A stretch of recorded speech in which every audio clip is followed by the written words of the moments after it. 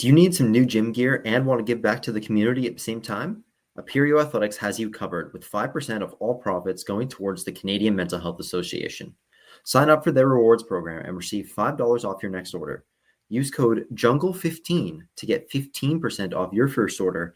I got this brand new hoodie sent to me from Aperio Athletics and I am absolutely loving it. I've been wearing it every single day. The quality is incredible, very nice and warm. It's perfect.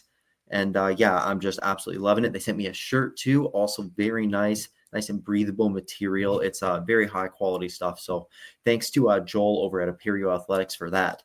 And visit the Aperio Athletics online store at aperioathletics.com to claim the benefits and rewards waiting for you. Be sure to follow them on Instagram and TikTok at Aperio_athletics to be the first to know of all the latest product releases and exclusive offers. All right, Owen, you may have noticed the lack of ads in the middle of our podcast and mostly in our posts, our reels and everything. So, um, the Jungle Hockey Podcast is looking for sponsors. We're looking for guys that are willing to pay a little bit of money, and put your logo on, our Instagram posts, our reels, and maybe even have me or Owen read off an ad roll in the middle of our episode. So, local businesses and everything, we're not going to charge a crazy amount of money. We're just looking to see if there's anyone available, anyone, kind of interested in listen to the pod and that wants to, get their brand out there, get their business out there, whatever, advertise a product, a skate shop, anything, really anything. Me and Owen have discussed this a little bit, and we're willing to, cut up a little bit of time on our podcast and throw a logo in on a reel, on a post or whatever. So, yeah, if you're interested, you guys can reach out to us at junglehockeypodcast@gmail.com, or obviously DMs on any social, preferably probably Instagram. I think Owen is the best. Yeah, definitely the best, but realistically anything works. Yeah, I would say like sending us a direct message for inquiries would be the easiest, but yeah, you can reach at our email. We got the link tree in our bios on everything, so there's multiple ways to contact us. Yeah, it's not hard to get in touch with us. Okay. Yeah, that's pretty much all from us. We're obviously excited to work with you if you decide to, reach out to us at all. But thanks for listening. Enjoy the episode.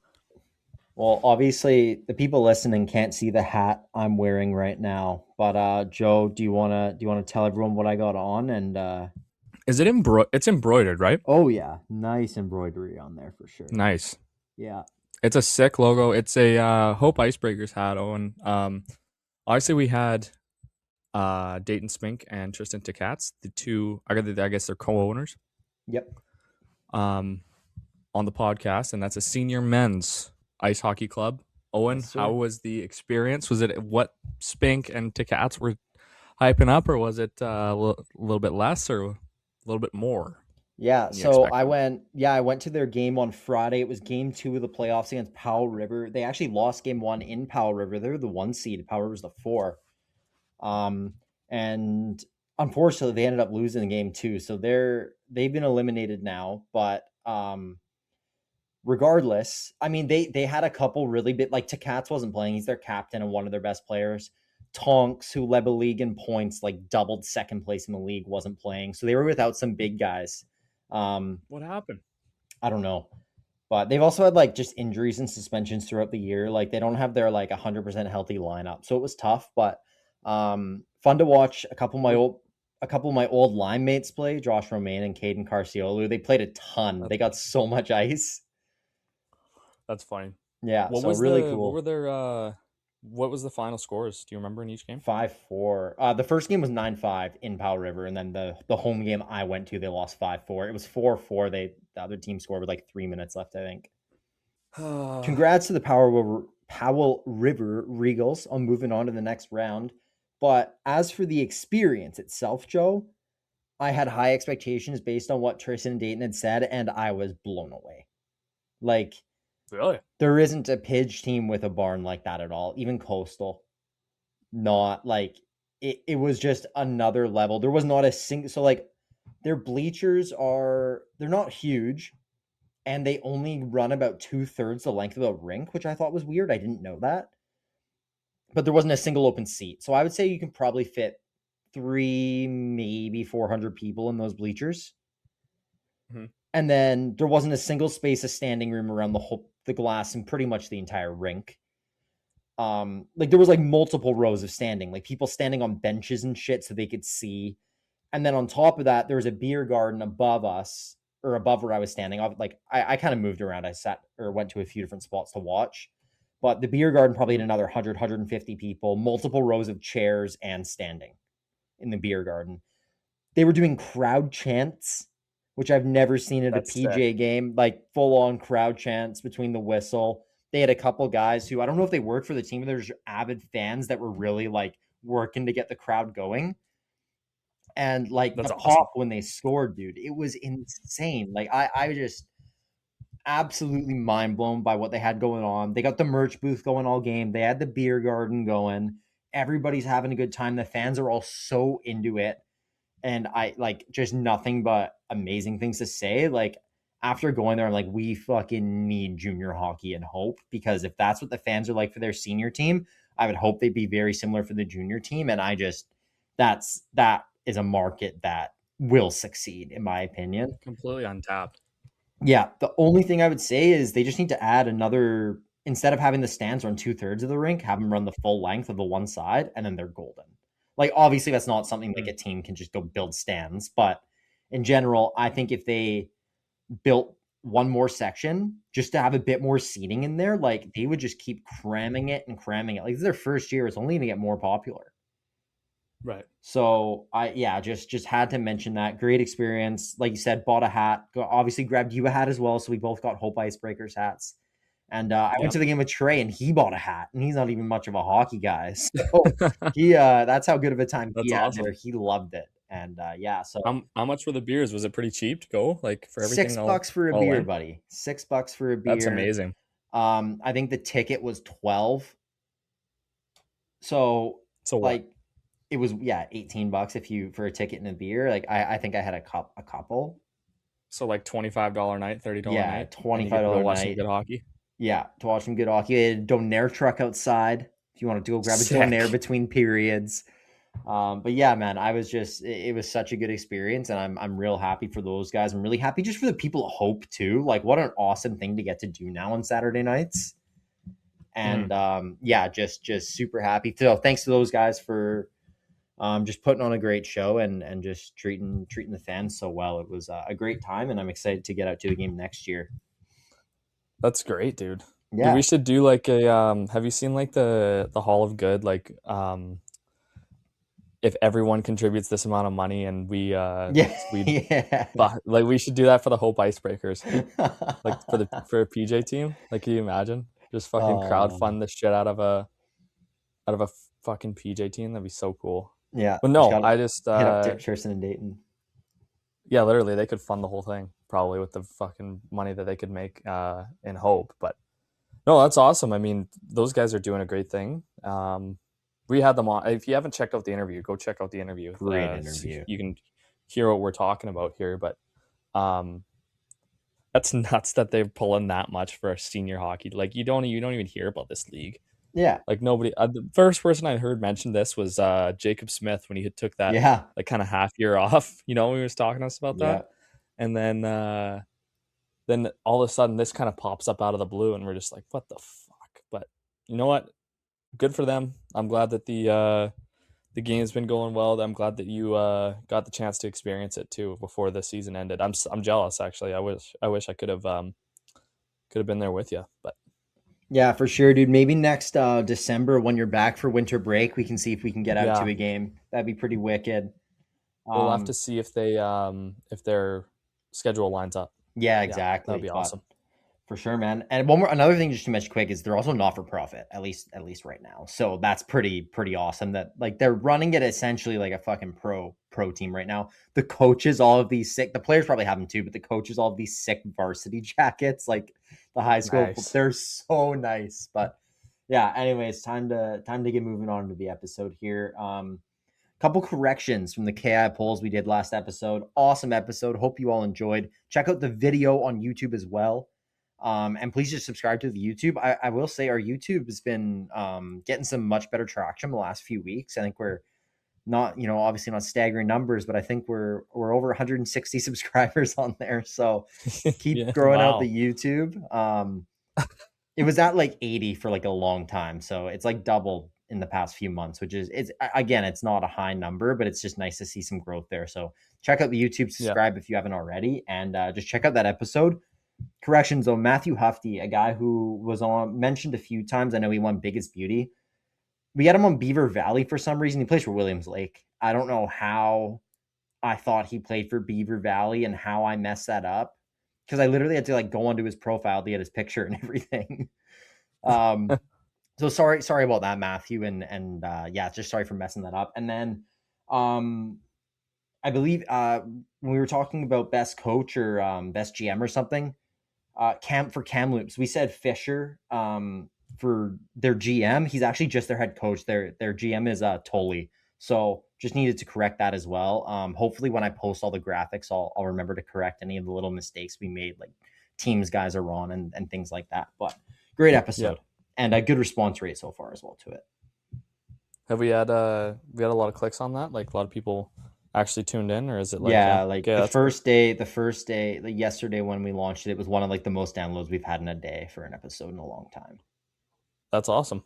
Yeah, that's so great. Hopefully it keeps going up. But yeah, KI playoffs are finally set, Joe, and there's some awesome storylines that came down the stretch. And we're gonna do a nice KI preview this episode as well as a VI preview, and then we'll talk a little bit of recap in the pitch at the end. So Joe, before we get into it, last episode or the episode before, we talked about the race for the 4 seed in the Doug Burks.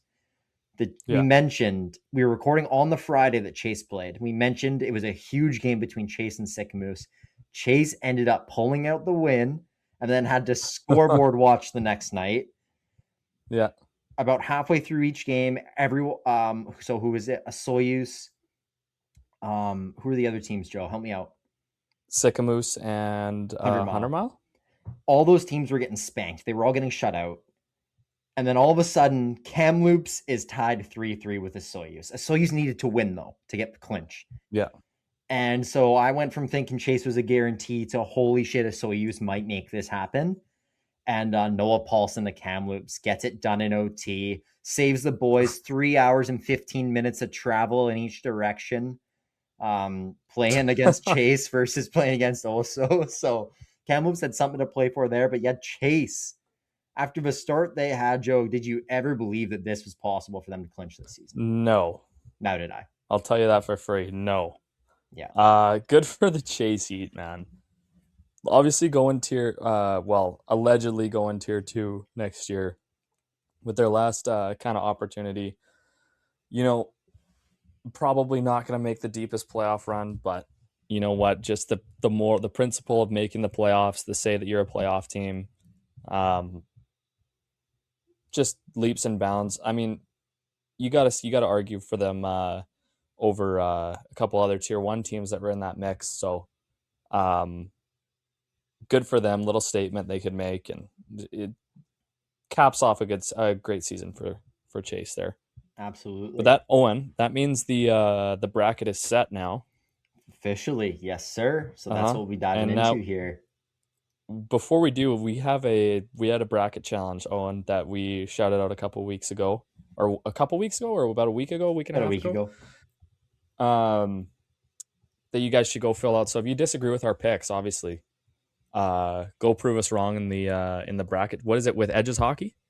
Yeah, Edges Hockey. Edges Hockey Quinnell's a sponsor. Thank you so much to them, and KI Rants we've been collabing with on this, and he's been a huge part of it. Wouldn't have been able to do this without either of Edges or Rants. So yeah, we got over 100 people in there as of right now. Would love to get that number up. Chance to win a $500 gift card to a skate shop. I mean, who doesn't want that, right? Like, why not just throw in a bracket? Yeah, if you're playing hockey, that's 2 sticks.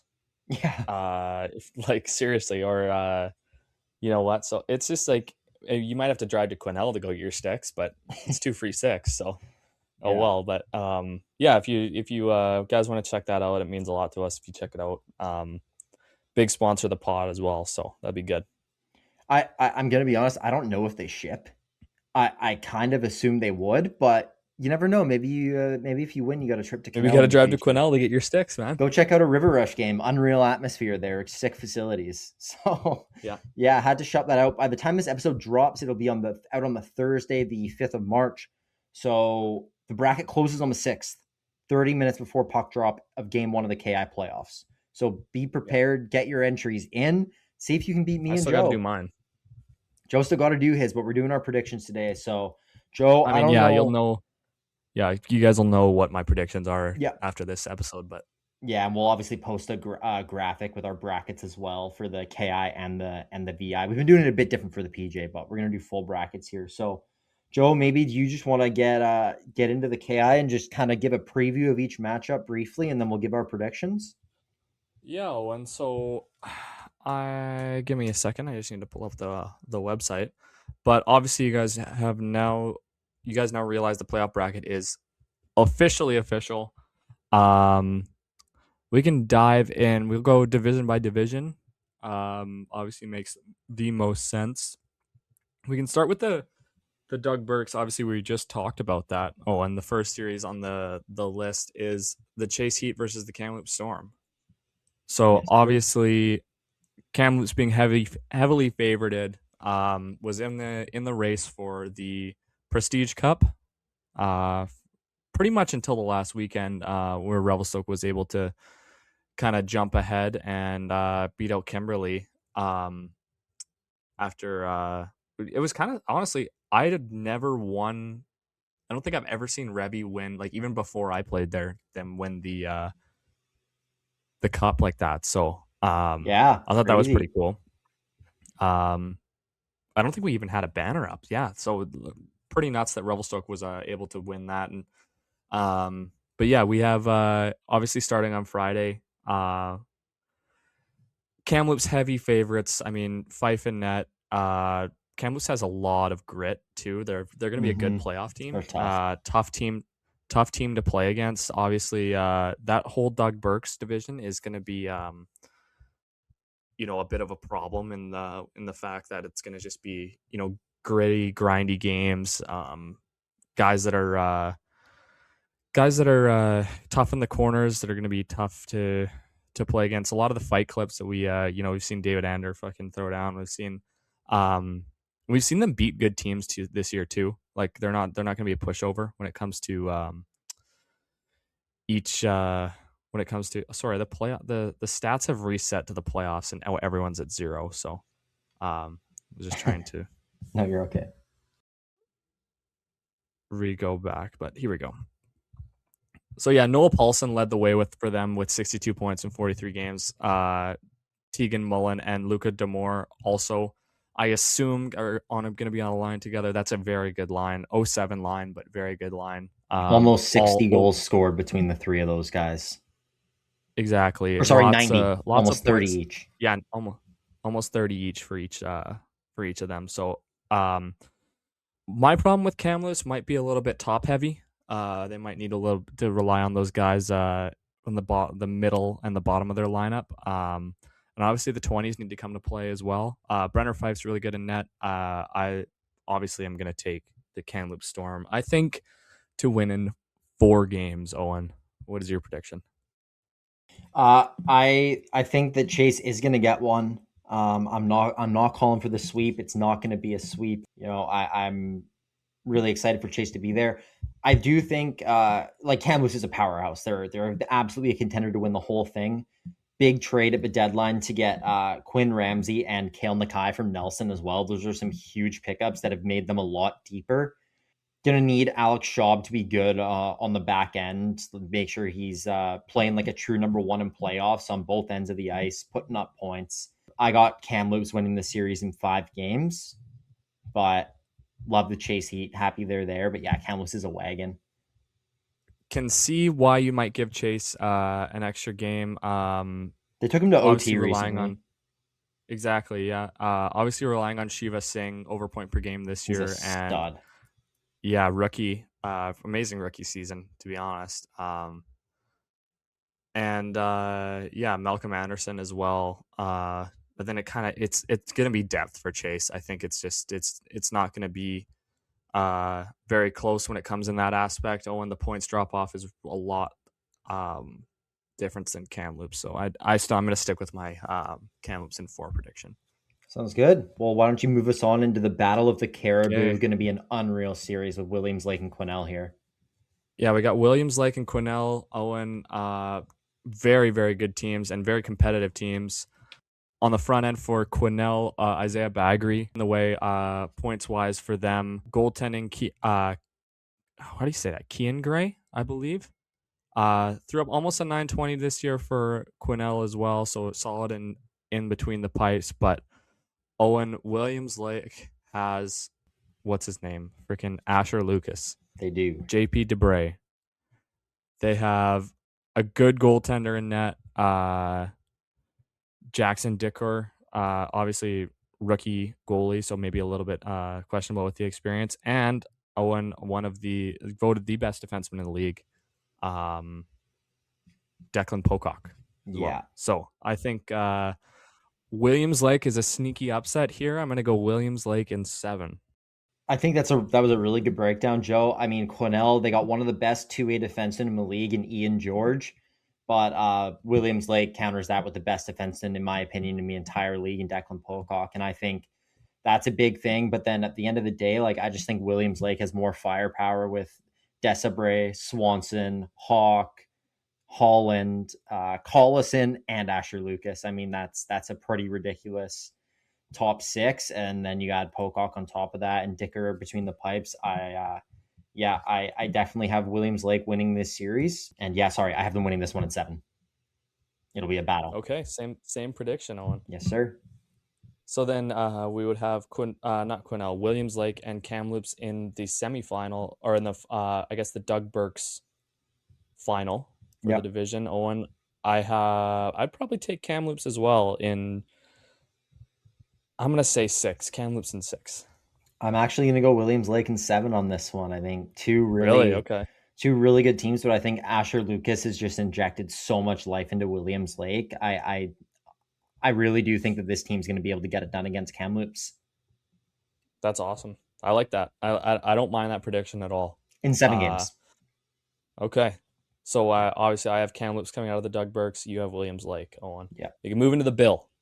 Yes, sir. Where we have some powerhouses here. Obviously, not an easy matchup in the first round for Revelstoke, going up against the Merritt Centennials. Owen, Revelstoke led by Jake Neufeld, Jet Patola, Connor Shimoniak, all very high-end forwards for them. 20 heavy team, obviously, with Jake and Jet Patola and Jake Neufeld leading the way points-wise. And then Walker Overwater has been noticed playing very well. Ferris Medeb on the back end and Diego Smith on the back end as well. Goaltending is going to be huge as well. Very comparable goalies, Austin Seibel and William Stewart. Obviously, I'd assume Austin Seibel, being a 20-year-old, will be getting the majority of the starts. Mm-hmm. Owen, and when we compare them to, obviously, the goalies in Merritt, slight bit of a drop off in comparison. Obviously, split perfectly down the middle. Owen, both goalies in Merritt have played 25 games, and Tyler Peach has kind of ran away with that a little bit. But also, Owen, you can't count out Noah Lawless. You can't count out Troy Horn. Callum McLean, rookie as well, also doing well for Merritt. Owen, Revelstoke's a playoff team. It's hard to pick Merritt over them, I would say, but this is not an easy series for Revy. I would give Merritt a game or 2, if I'm being honest. That's a tough place to go and win. Revelstoke knows how to win, obviously. I'm going to pick Revy in 6. Okay. Yeah, I think another really good breakdown there, Joe. When I look at this series, for me, I mean, you look at the top end guys on Merritt with Lawless and Horn, the amount of points they're throwing up. Like you said, McLean's had a great rookie year, and then Jack Weidman on D has been an absolute monster for Merritt. Merritt is so tough. Maybe the toughest team in the league. If not, I think they're up there. They have so many guys that are willing to throw the bod, chuck nuck. They're monsters. They're built for playoffs. Unfortunately, they come against probably the other team that's most built for playoff hockey in the Revelstoke Grizzlies. the end of the day, I've also heard Merritt's Barn has been rocking lately, and just the physicality in their style of game is going to be so hard for Revelstoke to battle with. At the end of the day, I think Revelstoke's depth on D gives them a slight edge for me in this one, and I'm going to go Revelstoke in 7 games. 7 games, eh? Yeah, I think I said that last year for this series as well, so we'll see. That home ice advantage, though, man, it's just so Yeah, huge. that's another thing. That's a long bus trip, man. Though, when you think about it, like Merritt to Revy, that's a long bus trip. That's going to definitely play a factor in the later rounds, but Owen will move on to Princeton versus Kelowna. One of the shorter bus rides, Owen, when it comes to that. We moved to Princeton, a forward-heavy team. Obviously, when it comes to points, definitely a bit top-heavy as well. Will Bell, Brighton Morrow, Justice Lowen, all throwing up amazing seasons. Jace Shuttleworth right there as well. Carson Hebert, over point per game. And then after that, their top 5 players, it kind of drops off points-wise. Owen, still a playoff team, still a very, very tough team to play against. I love the acquisition of Ethan Hofstrand. Yeah. Voted one of the best shutdown defenseman in the league. Best. I think that was he the best. Yes, he was the best. Most likely playing with like Ben Dodds on the back end, 2 big 20-year-old defensemen playing big roles for Princeton.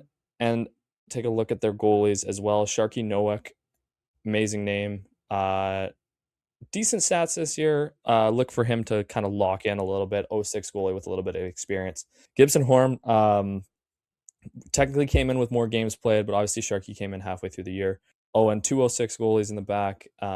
Princeton is looking like a very good playoff team. They come up against the Kelowna Chiefs, who have not been here before, Owen. This is going to be a big change when it comes to Kelowna's organization. Yeah. Liam Monroe, Owen Miller, at Eden Morecom, Owen Ivanov, and Brendan, how do I say that? Steerbu, I think? All above point per game this year. Steerbu being a rookie, forward heavy team as well. Owen, 09 defenseman Carter Redman with 37 points in 44 games. Look for him to be making some damage in the playoffs. Obviously, young guy, so going to be a bit of a test for him to lead the way on the back end. Western League draft pick. I cannot see this guy not being in the WHL next year. He's a monster out there for Kelowna. Okay. Kelowna's D is good, awesome. Dude. Yeah, Kelowna's D is very good. I'm just looking at their defensive stats. Jake Kessler and Evan Murray, obviously, also leading the way. 20-year-old defenseman back there. Yeah. Rylan Konechny, one of the best shots I've ever faced against as an 18-year-old. So I can only imagine what he's doing as a 20. And Owen, this is a tough one to call. Yeah, it is, dude. I was gonna go Princeton, but I think I'm still gonna stick with Princeton. I'm gonna give Kelowna a little bit more respect, though. I think I'm gonna go Princeton in 6. Yeah.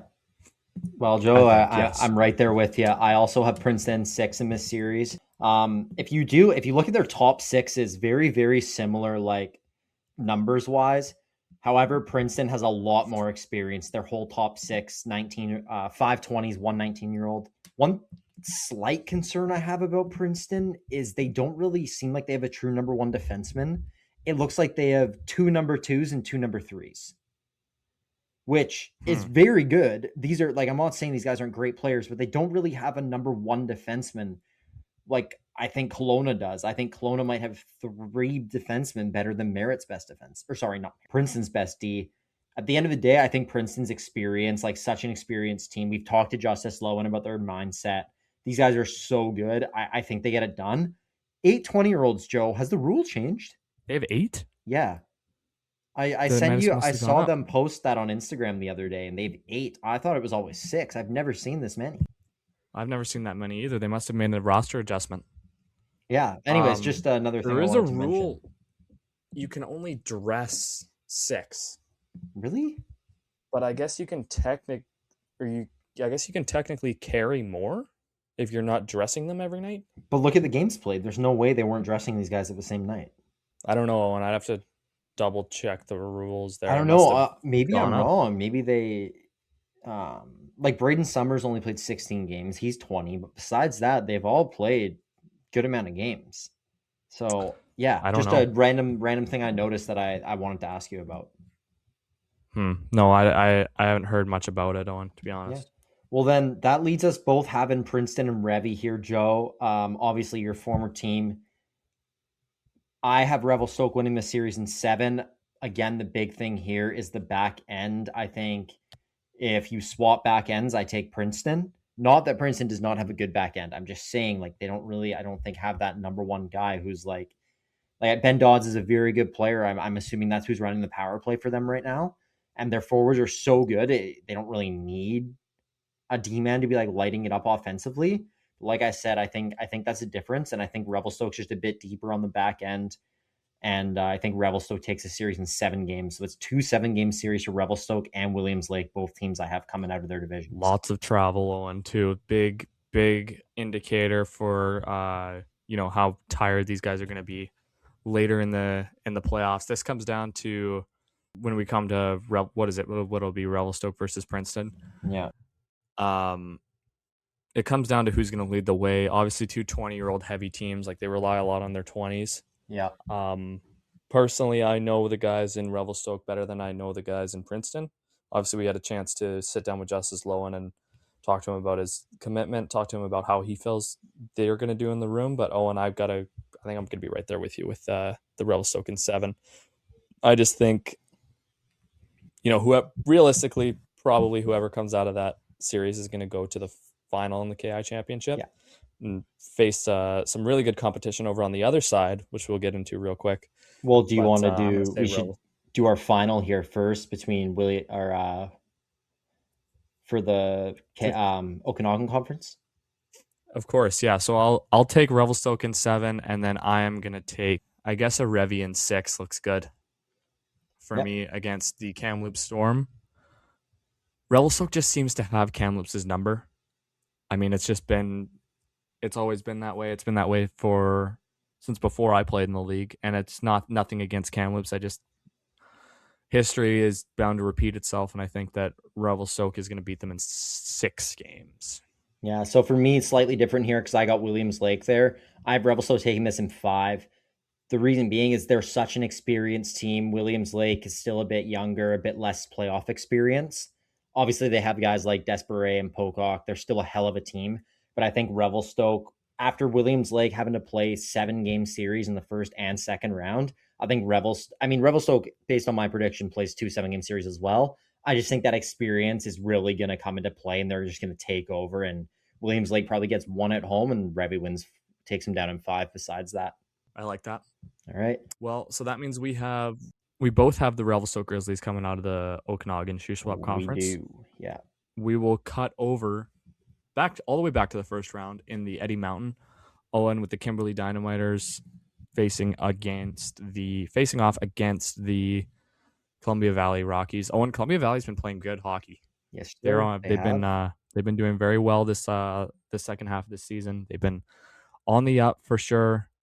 Kimberley, very, very good hockey team. Owen, very Revelstoke-like club, very knows how to win, gritty team, good goaltending. Owen, Adam Kilasevich in net. The only thing that would mess with my head is him being a younger goalie, being a rookie, never playing playoff hockey in his junior career. Yep. If he's able to perform, this Kimberley team is going to go very, very far. Luke Davies got, I believe, just got MVP of that division. He did. From the KI, and also is a very, very good player. Braden Schwartz, Nolan Kelly, big forwards on the front end. Jaden Rushnack also. You loved him when he was in 100 Mile. I loved him when he was in 100 Mile. He looks even better on Kimberley. And Jackson Murphy, one of the best defensemen in the league, points-wise, over point per game. And then rookie Jake Murdoch, hovering around point per game. Nate Tillmans as well. Braden Jack and Torrin Fran. Voted biggest rat in the KI. Big acquisitions as well. And yeah, Owen Bambrick.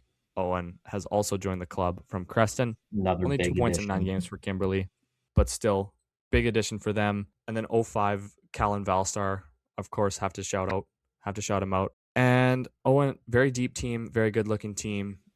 I like Kimberley, obviously. We'll talk about Columbia Valley Rockies as well.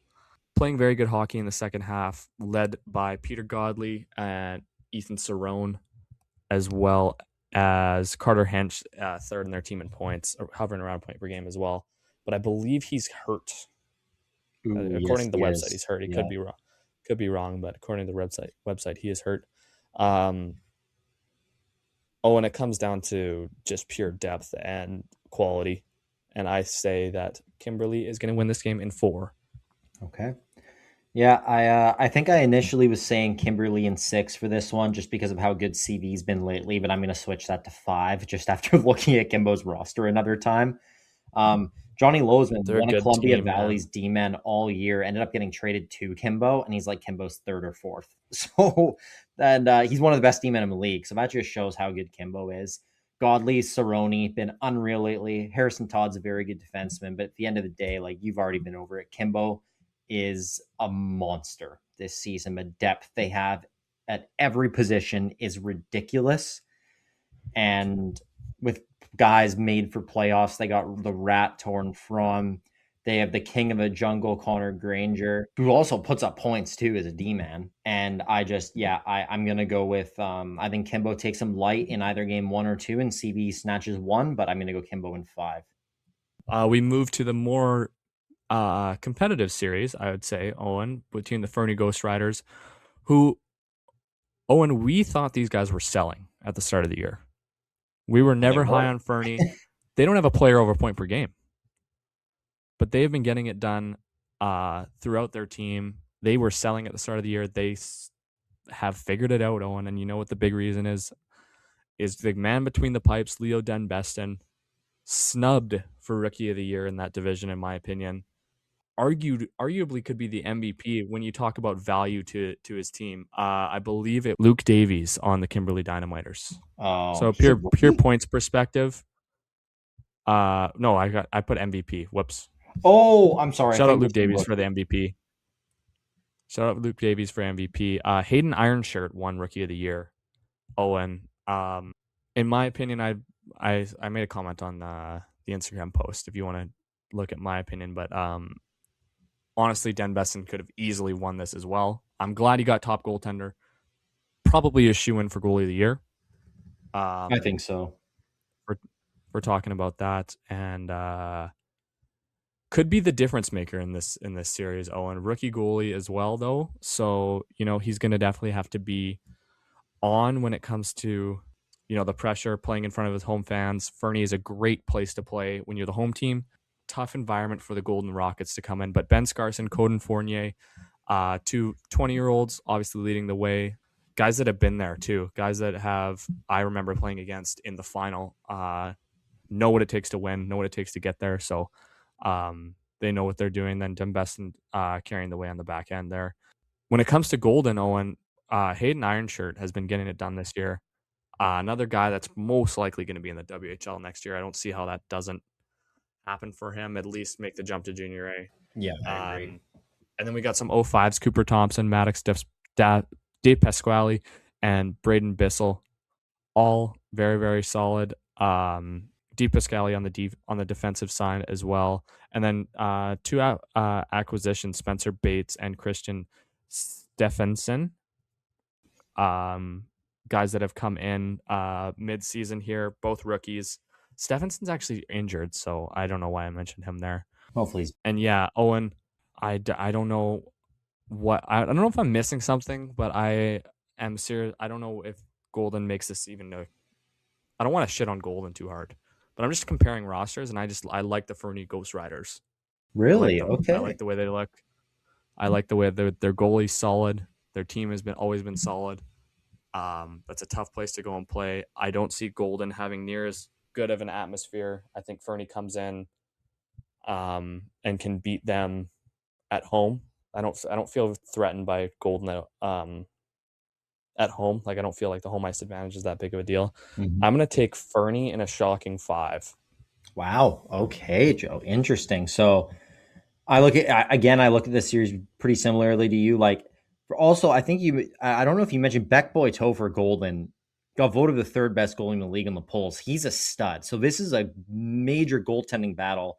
Both goalie, I think like Boiteau's had like a 920 with like a 3.5 GAA or something crazy. Like he's very good. Yeah. So 2 really good goalies. Golden has more up front, firepower up front. I think Fernie might be a bit deeper, or at least a bit better defensively. I think Golden has more offensive depth. So I think this is the hardest series for me to predict. I think this could easily go either way, but I am leaning Fernie at the end of the day because of their atmosphere and because of Leo Dembest in between the pipes. I might change it to 6. Fernie and 6. Okay. And then as for Kimbo Fernie in the Eddie Mountain final here, I don't think this is much of a contest. I got Kimbo dominating the series in 5 games. Dembest and steals 1 for Fernie. Owen, what you did not realize, Fernie, the last game of the year, beat the Kimberley Dynamiters 5-1. Last game of the year. And Kimberley was still in the race for the Prestige Cup, so they were not taking it lightly. Okay, fair enough. That was a must-win game for Kimberley. So when we're talking like must-win games, Leo Denbessen has had his test, obviously, with the last game of the year. I don't even know if he played. I didn't check the box score. Maybe Kimberley isn't as acquitted to the pressure as we thought. I think they're just cocky. With that being said, I'm still taking Kimberley in 6. Okay. All right. One more division to go here, Joe. Why don't you get us into the Beaver Valley Nighthawks and the Spokane Braves? Well, Owen, we'll start with Beaver Valley. How about? Because Brady Magrill has had an amazing season, followed by 3 rookies in the lineup. Mikkel Lindiers, Brady Walker, and Maddox Ganda. He's so good too. Around point per game, 08, 08, and 07 respectively. That's crazy. Ole Clement as well, a 20-year-old coming back to play for the Beaver Valley Nighthawks. Only played 34 games, 29 points. And Owen Landon Uzlak in net was always the backup to Stojan, who I really liked in net for Beaver Valley. Has put up a decent year, 280 goals against and a 912 save percentage. I, as well as Ryan Neufeld on the defensive side, wanted to mention him as well, putting up quite a few points. On the back end, Owen, very, very solid team. Hard to doubt they won't get it done against the Spokane Braves, who have made the playoffs. And you are probably fired up for that. Super fired up. I mean, I think personally, Beaver Valley, I think, is absolutely a contender to win the whole thing this year. They have such a good team. They are young, and Spokane's vibes have never been higher. I got BV in 6, but BV is a very legit contender. One thing you mentioned, 20-year-old Ole Clement only played 34 games, 20 goals and 9 assists. Those are almost Cy Young numbers if he had maybe a few less assists. So, yeah, he was under point per game, but he was one of the top goal scorers on the team in his limited 34 games. Also, Sam Chartres on the back end for Beaver Valley, very, very good defenseman. Him and Neufeld, 2 of the best in the league, definitely 2 of the best in this conference. And then like Nathan Planger on D2 is also a pretty solid rookie defenseman there. But yeah, Joe, what do you got for your prediction for this series? I like the Spokane in 6. I'm going to say Spokane in 5. I'm just going to give Beaver Valley a little bit more respect than you are. I think, not that you're not respecting Beaver Valley, but I'm saying like just because of the sorry, I just got to plug my phone in here. Just because of the fact that Spokane hasn't made the playoffs in however long. What was it? Before COVID. I just think they have no idea what they're doing. They're like a polar bear in Arlington doing. But I am still all for Spokane getting a playoff game. I hope they pack the barn. I hope they get so many fans. Jaden Jakubowski is going to have to stand on his head for the Spokane Braves to keep the series competitive. I'm going Beaver Valley in 5. Okay.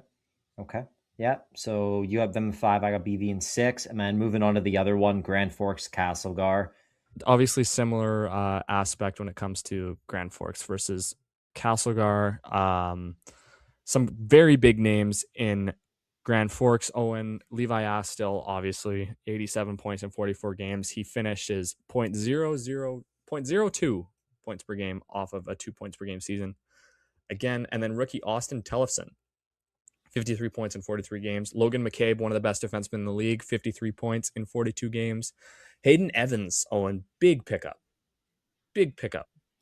from Fernie this year. 48 and 43 Massive. for him. Nashwas, this team knows how to win, man. They're going to be a problem. Owen, I love the Edwards. Are both Edwards brothers? Both Edwards brothers are back, right? I love the Edwards brothers on the back end. I love Jace Cooley. I love Logan McCabe, and I love Levi Astill. Owen, in net, Thomas Dombrowski, 20-year-old goaltender, obviously doesn't want to leave, doesn't want to leave on a sour note, wants to win the league. Grand Forks is a legitimate championship contender. Owen, I am going to go over to the Castlegar Rebels real quick and give you a little spiel. Josh Gamble has led the way for them this year, but Owen, not very many guys pop off the page when it comes to points. Julian Nielsen, Cooper Barkley being injured really sucks for them. Zachary Anderson, rookie.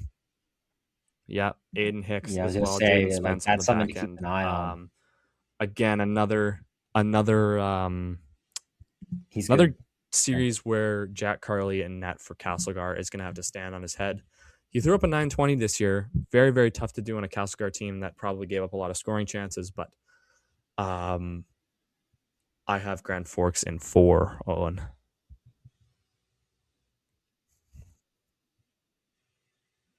Okay. Yeah, I view this I think you're pretty spot on there, Joe. That Cooper Barkley injury could change if I have this series in 4 or 5. If he's not back, I probably have it in 4. Something to note for Grand Forks, they have like 4 guys suspended right now and one of their best forwards injured. I don't know how long these suspensions still have on them, but that can be a bit of a problem early on in this series. Obviously, this is a team who went 19-2 last year in the playoffs or something like that. Like, ridiculous. These guys have been here, they've done it. With the exception of a few rookies like Tellefson and Boyle, but those guys are gamers. They're putting up great numbers. They have some very good D between McCabe, Bona, and Jansen. They have some absolute nail guns. Thomas Clark, the Edwards brothers. Jace Cool, their captain, is a nail gun too. He also suspended currently. But I think Castlegar takes 1. Grand Forks might have some issues with their penalties or if they have suspensions, injuries, whatever. So I'm going to go with Grand Forks in 5. But yeah, this is a championship team. I don't think with the suspensions in mind, I'm going to switch to Grand Forks in 5.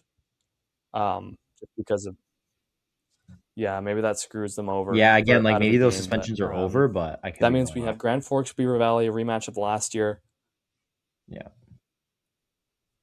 That's true. Sorry, real quick. Castlegar also beat Grand Forks recently in a big game. So that was huge for Castlegar. So it can be done. So I like Grand Forks in 7.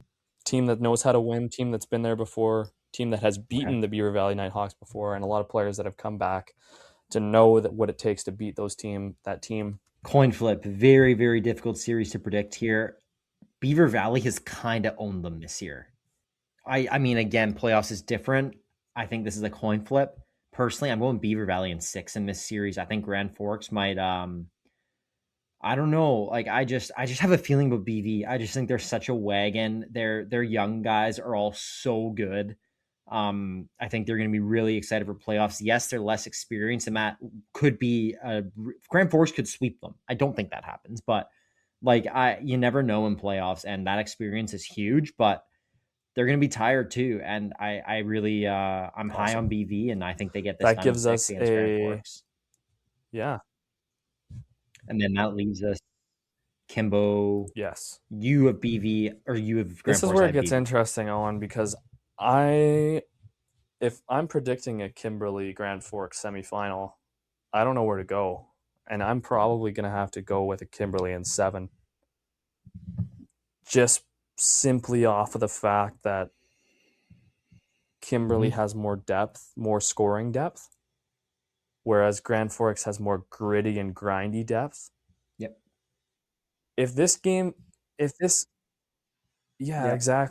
this is going to be a bloodbath of a series, if that would be the matchup, Grand Forks and Kimberly would kick the shit out of each other.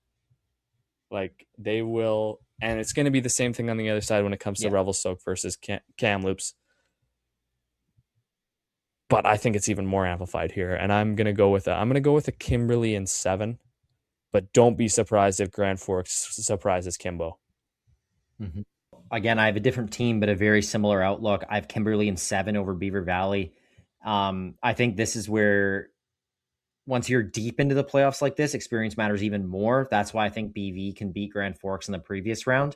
But at this point, I just think it's going to be too much for BV to handle. Going through Grand Forks, they're going to be wounded. That's going to be a hell of a series. It's going to be tough.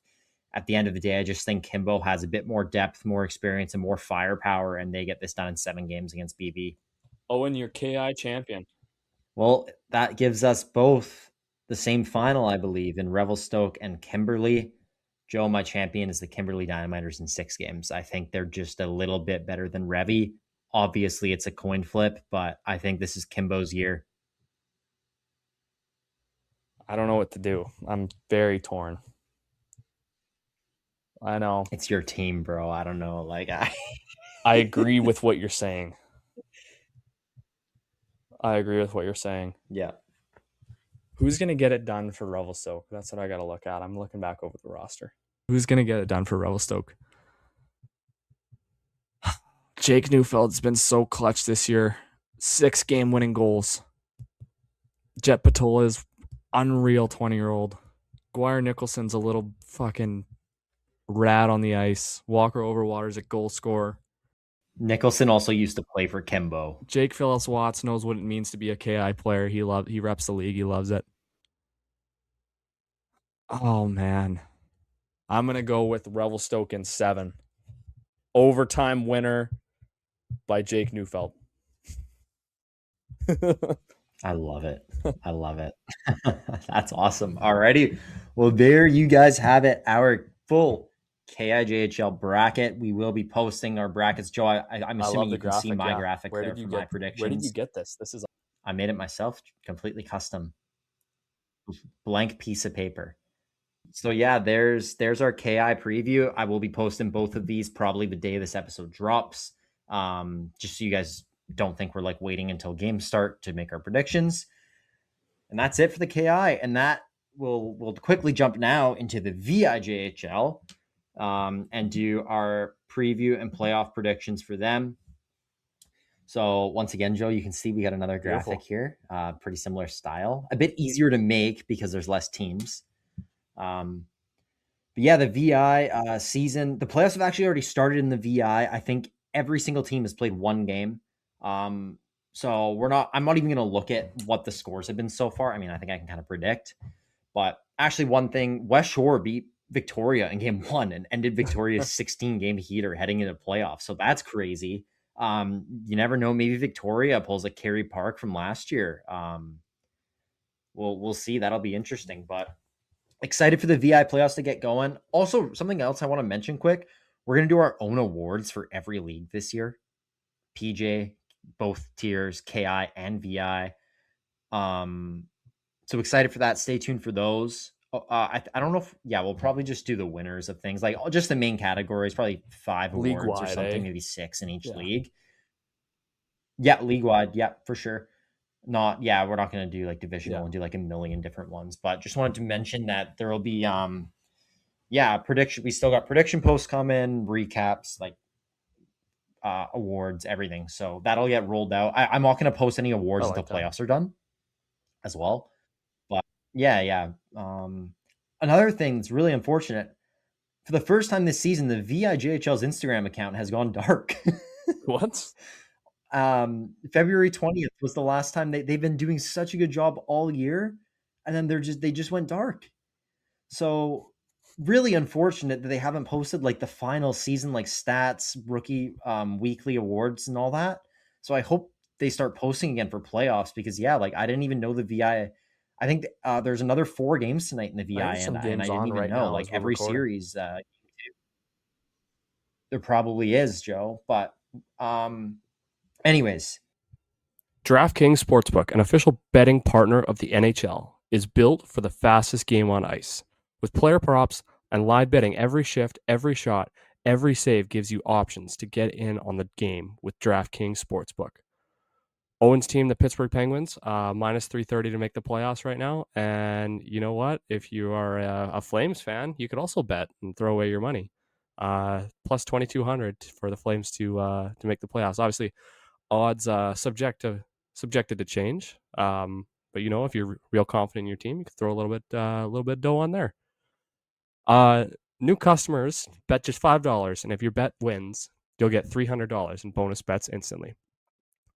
Download the DraftKings Sportsbook app and use code THPN. That's code THPN to turn $5 into $300 in bonus bets if your bet wins. In partnership with DraftKings, the crown is yours. Gambling problem? Call 1-800-GAMBLER. In New York, call 877-8-HOPE-NY or text HOPE-NY 467-369. In Connecticut, help is available for problem gambling. Call 888-789-7777 or visit ccpg.org. Please play responsibly. On behalf of Boot Hill Casino and Resort in Kansas, fees may apply in Illinois. 21 and over. Age and eligibility varies by jurisdiction. Void in Ontario. Bonus bets expire 7 days after issuance. See sportsbook.draftkings.com/promos. NFL Sunday ticket offer for new subscribers only and auto renews until canceled. Digital games and commercial use excluded. Restrictions apply. Additional NFL Sunday ticket terms at youtube.com/go/NFL Sunday ticket/terms. Limited time offer. As for the bracket,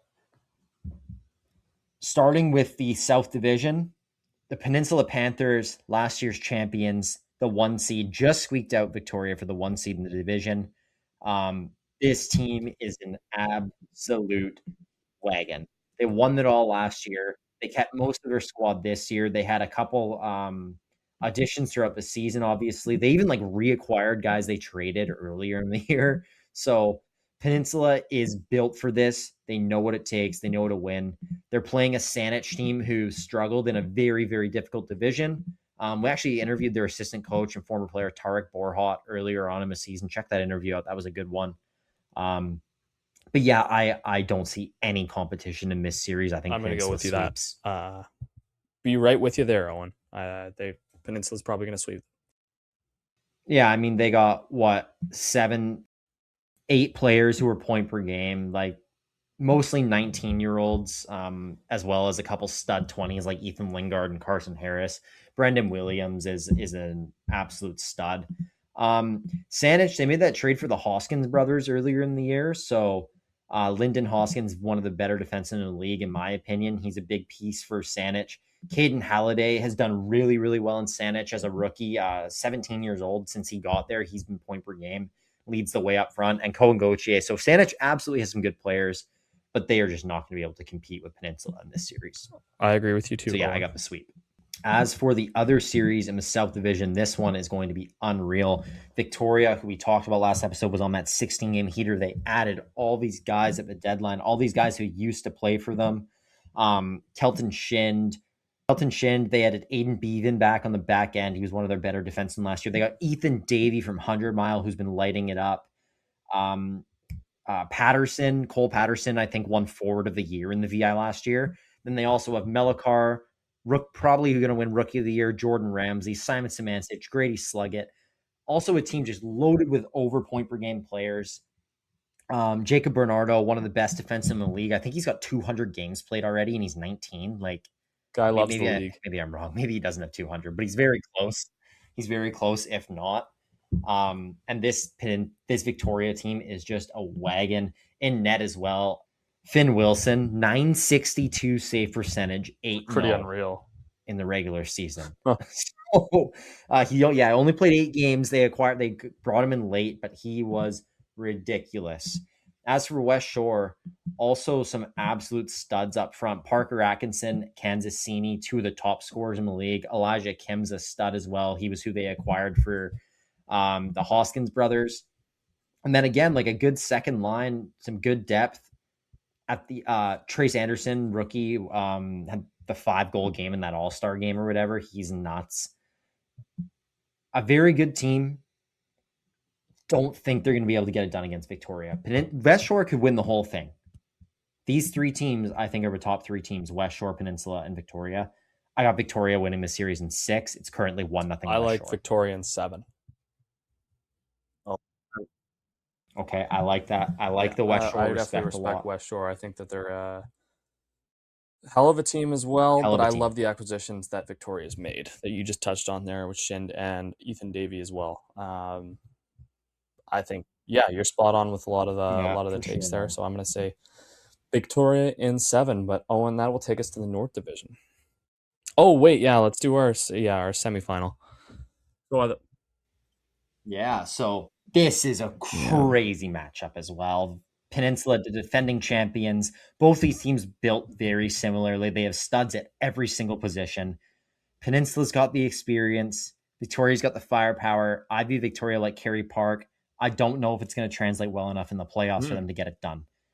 I got Peninsula on I 7. think it's a good take. I was going to say Peninsula in 7 as well. Again, could easily I was be going to say Victoria. Peninsula in 7 as well, but I'll Go for flip it, then. because you picked them. I'm going to go Victoria in 7 and probably to win the league. Okay. But we'll get there. Very likely. Very likely. Yeah. Well, let's get over to the north now. We got the 1 seed Nanaimo against the 4 seed Campbell River. Nanaimo is a very, very good team. Campbell River, huge home ice advantage. Competitive. You know they're going to be competitive no matter what. Like, I don't think we're going to see Nanaimo blowing them out. Elliot Turgeon, rookie forward, 60 points this year. He's a stud. They actually do have some pretty good depth, but not a lot of other high-end firepower. Whereas I think Nanaimo, with guys like Madden Cruikshank, Nate Barkley on the back end.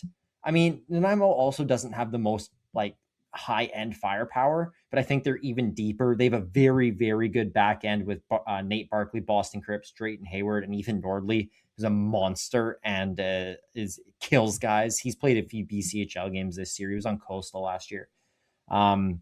They brought in Kane Law from Coastal as well, 20-year-old forward. He's got 14 points in 11 games since being there. So I think Nanaimo, they're well built for playoffs. I think they're going to do really well against Campbell River in this first round series. I got Nanaimo in 5. But wouldn't be surprised if Campbell River steals a few. They're still a good team. This isn't going to be blowouts every night. Nanaimo leads the series 1-0 with a 3-0 win in game 1. Oh, and I like the Nanaimo Bucks. Obviously, Campbell River has a good home ice advantage, like you were talking about. Nanaimo's has a good home ice advantage as well, but Campbell Rivers is another level. It's another level. I think the teams in the north have better representation fans-wise. Is that a crazy take? I think no, I think that's like well known. Not that the South have bad fans, but the North is like another level. Yeah, fair enough. Based on what I've been told. Yeah, I like Nanaimo in 5. What would you say, in 5 or 4? I got Nanaimo in 5. Okay, I'll take Nanaimo in 6 then. Give Campbell River 2 games at home. Sounds good. Well, then that moves us over to our other series, Comox and Oceanside. Joe, Comox has been on fire lately. Roland Amon, they brought him over from Burnaby. He was on the team last year. He's got 13 points in 11 games. Big pickup. Rookie forward, 17 years old, Leon Mikhailchuk. Been an absolute sniper for them this year. He's been a stud. They picked up Easton Sangri late in the year. He's also been really good. Tegan Clayton's been really good. Sheldon Alexander, who played junior A at the start of the year and came back. Kyle Meyenberg's a good experienced defenseman who can also put up some points. I think Comox is way better than their record currently shows. They're a pretty solid team. Again, not as much firepower as we've seen with some of these KI teams, but some very, very good depth. And I think Comox handles Oceanside quite easily in 5 games.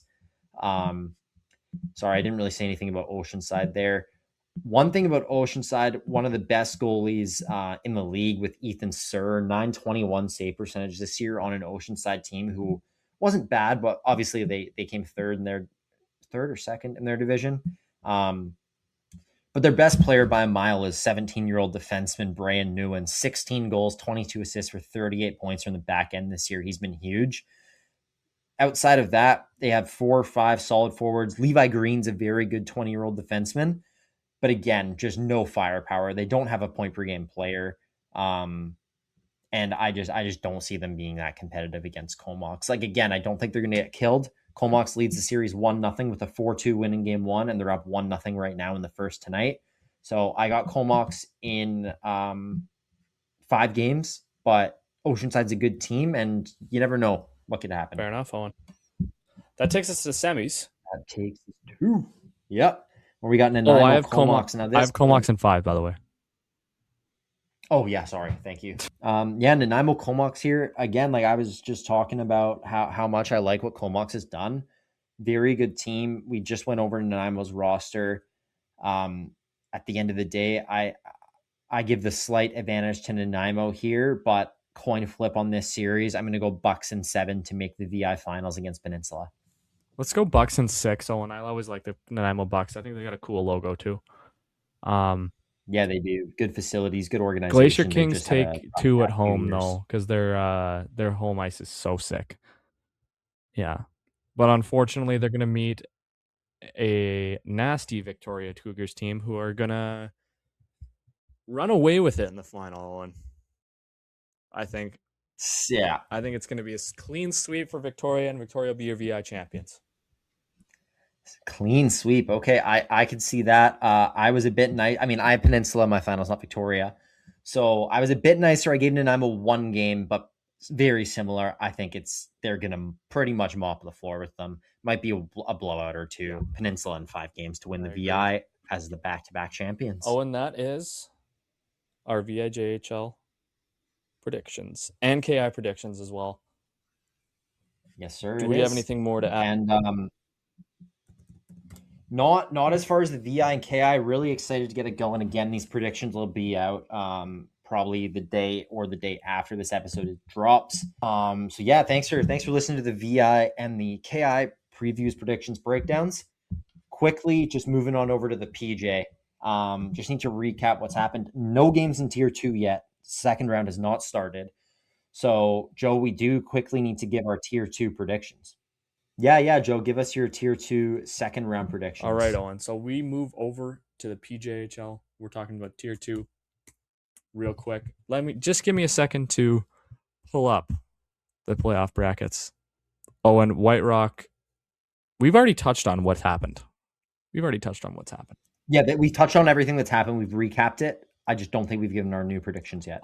I am going to go with a White Rock, and we've touched on all the players, everything that's happened, right? So we don't really need to break down each team. Oh, and a White Rock in 6 for me, and I like a Mission in 7. Okay, I like Cloverdale in 7 over White Rock. Remember, Cloverdale is White Rock last year, so that series is probably going to be electric. At the end of the day, I think White Rock's used to playing that physical game in their small barn. That's not really how they're built this year. Not that they don't have guys that can be. Charpentier is a monster. But I think Clovey is going to play that playoff style a bit better. They're going to be so motivated to get this done and take down White Rock. I got Clovey in 7. And on the other side, Mission, Surrey. Surrey is a hell of a team. They're so smart. They're so deep. But I think the Outlaws, their physicality is going to be what gets it done for them. I got the Mission City Outlaws in 6 games in this series. I think the boys want it more. They're going to be playing for Hacker out there. And we're going to go Laws in 6, Clovey in 7. Love it. Owen, Tier 2 finals. I think we both know who we're going over here. Give me the Mission City Outlaws in 7. That's what I was just going to say, Owen. You read my mind, buddy. You read my mind. That's awesome. If it's Mission White Rock, give me Mission 5. But I got Mish Clovey. I'm going Mission 7. Okay, I like it. I just think Mission matches up so well against White Rock. White Rock could easily win the whole thing. This isn't me saying there's going to be like a landslide or guarantee. Mm-hmm. White Rock's very good. And we've broken down the Tier 1 playoffs as well. I believe we've already given our predictions down. We've given our predictions. Just a quick recap of what's gone on. Chilliwack, last episode we posted, they were down 2-0 to Langley in that series. Langley extended it to a 3-0 series lead. They scored with about 15 seconds left in Game 3 to take a 3-0 series lead over Chilliwack. Don't think anybody saw that coming except for probably Langley. Shout out to them. They've been playing unreal hockey. Chilliwack did get them back in Game 4 to make the series 3-1. They're still alive. They're actually playing right now in Game 5. Keep an eye on that. Richmond has shut out Burnaby 3 games in a row. But Remy Cantoro continues to play unreal and prevent Burnaby from being embarrassed. But Burnaby, score a fucking goal, boys. I know. Score a goal. Give your goalie something to play for here. Coastal Delta has been wild. Coastal, after that 8-7 comeback loss, was up 4-0 against Delta and almost blew it, but they ended up winning 4-3.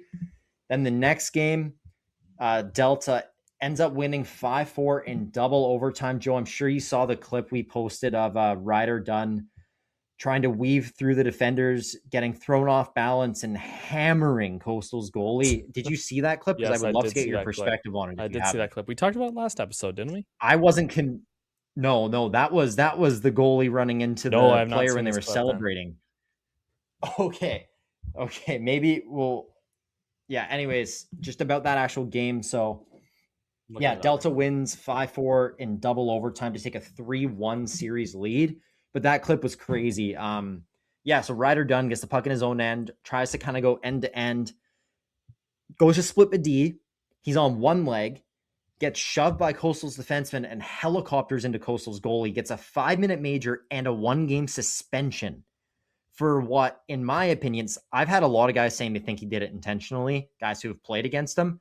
In my opinion, this is a maximum 2-minute minor, but I wanted to get your thoughts as a goalie. It's Joe. his feet. It's the reason. It's because he loses control of his legs and he swings his legs to hit him in the head. It looks. Well, his one foot's in the air when he gets pushed off balance. That's a dangerous play, though. That's hard to defend. Sure. I can see why they took action. It looks bad on the clip. Like if you're the league looking at that, not being at the game, not knowing the guy, unbiased opinion, it looks bad. I can see why they gave him a game. Yeah. Opinions have been very divided on it. Like on TikTok, that video got like 150,000 views, I think, and people arguing in the comments like crazy. Instagram, same thing. They've both been popping off. So a lot of controversy with that clip. My personal opinion, 2-minute penalty for goalie interference. I don't understand how, like, this Ryder Dunn is a WHL draft pick. He played in the WHL at the start of the year. This kid is flying. I don't think people realize how fast he's skating and how hard it is to intentionally try to kick someone in the head while you're falling, going at that being speed. Spun around. Yeah, it is tough. So I think 2-minute minor for, I guess, it being a bit reckless, but I don't know, man. Like I've always thought when you're getting shoved into the goalie or shoved off balance, there's not really a whole lot you can do. Like, how is he supposed to try and get out of the way there? It's tough. Coastal's goalie was hurt on the play. So bottom line of that is I hope he's okay. That sucks to see. It was a scary injury. But yeah, we had to just bring that up because it was a bit controversial. As for the other series, Joe, Poco and Ridge. Ridge leads this series 3-0 right now. In game 2, Poco blew a 3-0 lead in the third and lost in OT. How sweet would that have been for Poco to win that game? But right now, Joe, Poco's up 3-0 in the first. So they have another chance to stay alive here. It'd be awesome to see them get one game. But yeah, Ridge up 3-0. Poco winning today 3-0. We'll see how that series goes. I think that's everything, Joe. Okay. Well, Owen, if you're good to leave it there, I'm good to leave it there. We are super excited here about the playoffs and our respective Junior A/Junior B leagues. Owen. Yes, sir. It's been actually a lot long. We went a lot longer than I thought we were going to go, but it's perfect. Yeah, we talked a bit extra kind of at the beginning, a bit longer than I thought we would. We went super into depth in the KI as well, so I think it's respected to the league. And talking about hope and everything. Yep. But thank you all so much for listening. Once again, like, we're just going to keep cranking these episodes out. We've been doing a lot of content lately, and I hope you've all been enjoying it. Please be sure, if you have been enjoying it, download the episodes. Also check them out on YouTube. Subscribe to the YouTube. Check out all our social media, TikTok, Facebook, Instagram, all that good stuff. And just be sure to rate the pod on the streaming platforms. Anything you can do to support us, we really appreciate it, because it's just going to improve the quality of the pod and the output of the pod. So thank you all so much for listening. As always, stay tuned for next week.